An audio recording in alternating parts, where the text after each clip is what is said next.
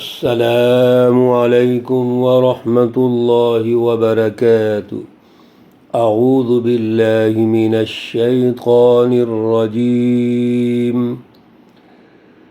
بسم اللہ الرحمن الرحیم۔ کما ارسلنا فیکم رسولا منكم يتلو عليكم آياتنا ويزكيكم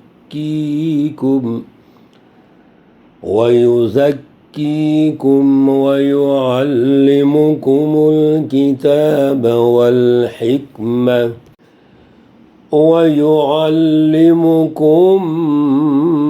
ما لم تكونوا تعلمون۔ صدق اللہ العلی العظیم۔ اللہم صلی علی سیدنا و مولانا محمد النبی الامی وعلی آلہ واصحابہ وبارک وسلم وصلی علیہ۔ معزز سامعین و سامعات، سورۃ البقرہ پارہ نمبر 2، آیات مقدسہ 151 اور 152 ہیں۔ اللہ رب العزت ان آیات کا فہم اور شعور عطا فرمائیں اور عمل کی توفیق اور صلاحیت عطا فرمائیں۔ اللہ رب العزت تحویل قبلہ کے حوالے سے کچھ جماعتوں کا تعارف کروا رہے تھے۔ ایک وہ سچی جماعت ہے جس نے اللہ کا حکم سمجھا، اتھارٹی سمجھی اور فوراً قبول کر لیا۔ ایک یہود و نصارہ اور منافقین کی جماعتیں ہیں جو پراپوگنڈا کر رہے ہیں، منفی پراپوگنڈا، اور رسول اللہ صلی اللہ علیہ وسلم کو پریشان کر رہے ہیں۔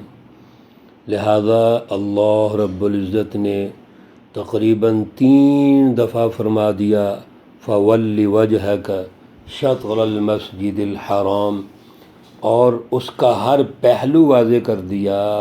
فَوَلُّوا وُجُوهَكُمْ، تمام انسانیت کو حکم دے دیا کہ اب آپ اللہ رب العزت کا حکم سمجھیں اور قیامت تک کے لیے دنیا کے کسی کونے میں ہوں تو مسجد الحرام کی طرف منہ کر کے نماز پڑھیں۔ کیوں؟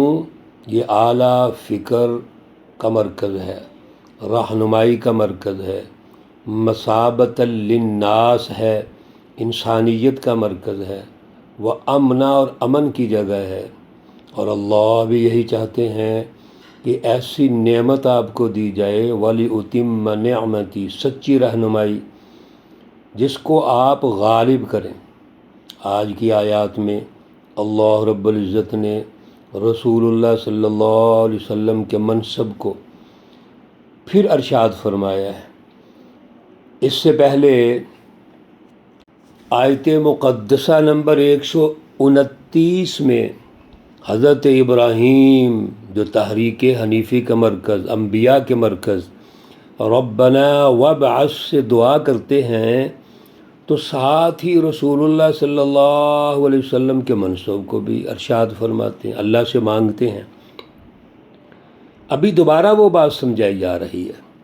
میرے عزیزو، اللہ تو ایک ایک چیز کھول کے ارشاد فرما رہے ہیں۔ کیا جو رسول اللہ صلی اللہ علیہ وسلم کا منصب ہے، صحابہ کا منصب ہے، آج کے جو سکالرز اپنے آپ کو سمجھتے ہیں، علماء کہتے ہیں، تو وہ اس کے ہٹ کے ہوگا؟ کیسے ہٹ کے ہو سکتا ہے؟ سنیے ترتیب سے، کما ارسلنا فیکم، جیسا کہ ہم نے بھیجا تمہارے اندر رسولاً، ایک رسول، فیکم، تم میں، تم لوگوں میں، قریش، مکہ اور مدینہ کے لوگ، ان کے اندر امت محمدیہ میں ایک رسول بھیجا۔ اور والی اتم نعمتی، پچھلی آیت مبارکہ جو ابھی ہم نے کل کے درس میں پڑھی تھی، وہاں یہ بات سمجھیے، اس کو سمجھیں گے تو یہ آیت سمجھ آئے گی۔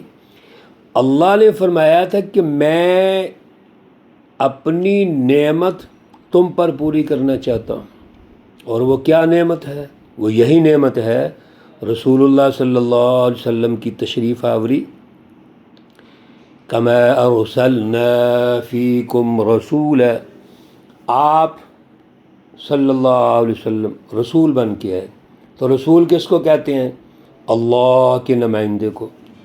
رسول کس کو کہتے ہیں؟ جو ایک اتھارٹی رکھتا ہے۔ کیا کام کرے گا وہ رسول؟ یتلو علیکم آیاتنا، سب سے پہلا کام یہ کرے گا کہ تم پر ہماری آیات کی تلاوت کرے گا۔ تلاوت آیات، اور تلاوت آیات کا ہم نے اس دفعہ اس درس میں بھی عرض کیا تھا کہ تلاوت آیات اللہ کی اتھارٹی، حکم نامے کو پڑھنا۔ کوئی جب حکم نامہ جاری ہوتا ہے کسی اتھارٹی کی طرف سے، کوئی دستور طے ہوتا ہے، سسٹم آتا ہے، تو پہلے اس کا مطالعہ ہوتا ہے۔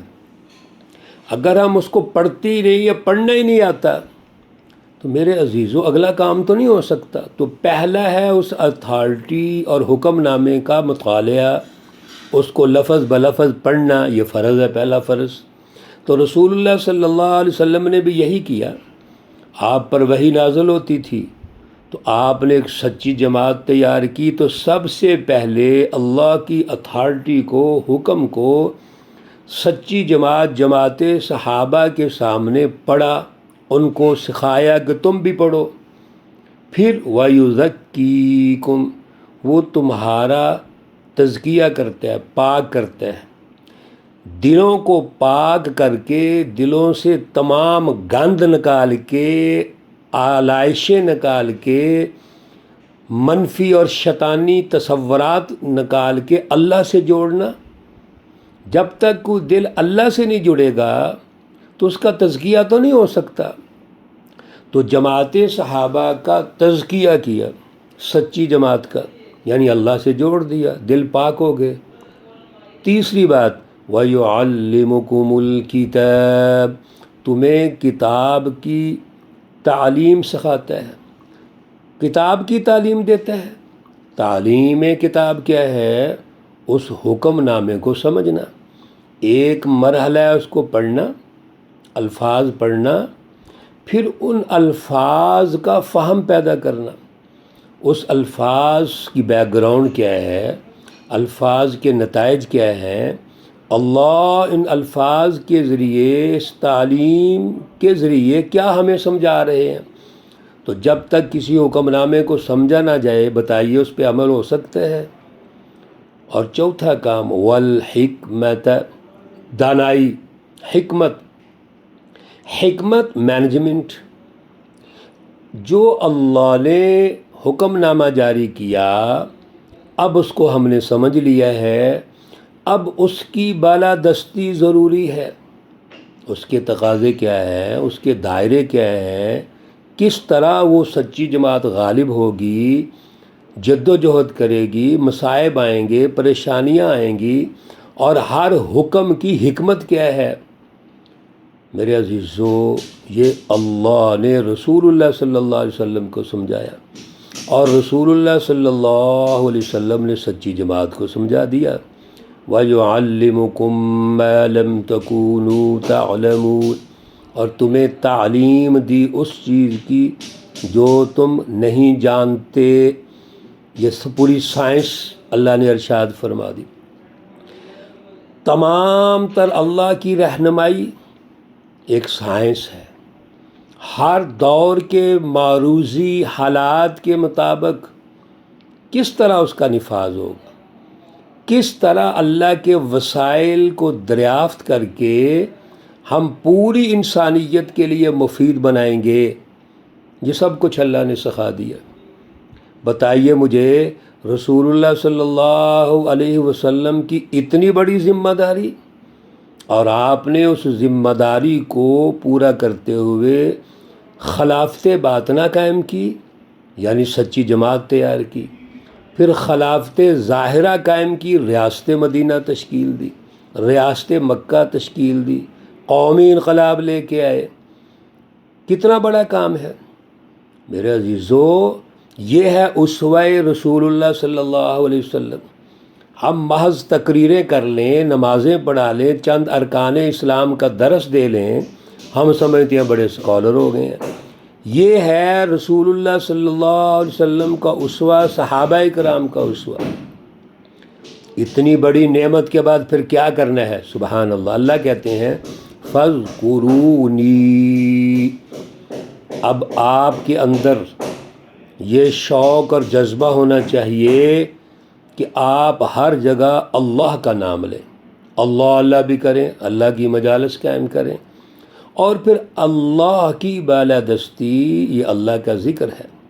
اللہ کی رہنمائی کو غالب کرنا، حق کو غالب کرنا. اللہ کہتے ہیں اذکرکم، تم مجھے یاد کرو میں تمہیں یاد کروں گا. نعمت جو اللہ نے نعمت دی، حکومت، سیاست، دین کا غلبہ، یہ اللہ کی نعمت ہے میرے عزیزو. جب یہ اللہ کی سچی جماعت کرے گی تو کیا اللہ اس سچی جماعت کو بھول جائیں گے؟ نہیں. اذکرکم، اللہ وہاں اپنی برکات نازل فرمائیں گے، اپنی رحمتیں نازل فرمائیں گے، امن و امان قائم کریں گے، خوشحالی آئے گی. اور اسی لیے آگے فرمایا وَاشْکُرُوا لِی، میرا شکر ادا کرو. میرے یہ احسانات، یہ دین کا غلبہ، عدل کا سیاسی نظام، معاشی نظام، سماجی نظام، اللہ کی توحید، اعلیٰ توحید کی فلسفی کا غلبہ، یہ اللہ کا احسان ہے. اب اس کے بعد کیا کرنا ہے؟ میرا شکر ادا کرو، یعنی اس کا تحفظ کرو، اس کی قدر کرو. وَلَا تَكْفُرُونَ، اور میری نافرمانی نہ کرو. میرے عزیزو کتنی خوبصورت رہنمائی ہے. آج ہم ناشکرے ہو گئے.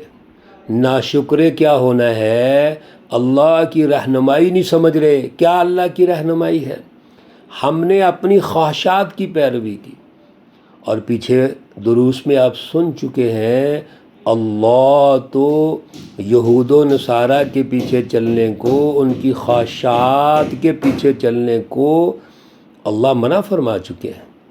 تو ہم اپنی خواہشات کے پیچھے کیسے چل سکتے ہیں؟ خواہشات تو شیطان کے تابع ہوتی ہیں. ان النفس لامارۃ بالسوء، ہر خواہش، بری خواہش کے پیچھے شیطان ہوتا ہے. شیطانی جماعتیں ہوتی ہیں. یہ شیطانی جماعتیں جو آج انسانوں کی شکل میں پوری دنیا پہ درندے بنے ہوئے ہیں، ڈاکو اور چور بنے ہوئے ہیں، مافیاز بنے ہوئے ہیں. اب اگر ہم اللہ کا شکر ادا کرتے ہیں تو اللہ سے جڑ جاؤ. فَاذْکُرُونِی، رسول اللہ صلی اللہ علیہ وسلم کے اسوہ حسنہ کو سمجھو، آپ کی تشریف آوری کے مقاصد سمجھو، اہداف سمجھو، اور خود آج کے معروضی حالات کے مطابق اس پر عمل کرو. یہ ہے میرے عزیزو اسوہ رسول اللہ صلی اللہ علیہ وسلم، عشق رسول اللہ صلی اللہ علیہ وسلم. اللہ میں اعلیٰ شعور اور فہم عطا فرمائیں. اللہ رب العزت تمام بیماروں کو شفائے کاملہ عاجلہ مستمرہ عطا فرمائیں. اللہ رب العزت تمام مرحومین و مرحومات کو جنت الفردوس میں اعلیٰ مقام عطا فرمائیں. ربنا تقبل منا انك انت السمیع العلیم وتب علینا انك انت التواب الرحیم. وصلی اللہ تعالی علی النبی الامی محمد وعلى آلہ واصحابہ اجمعین برحمتک یا ارحم الراحمین. السلام علیکم ورحمۃ اللہ وبرکاتہ.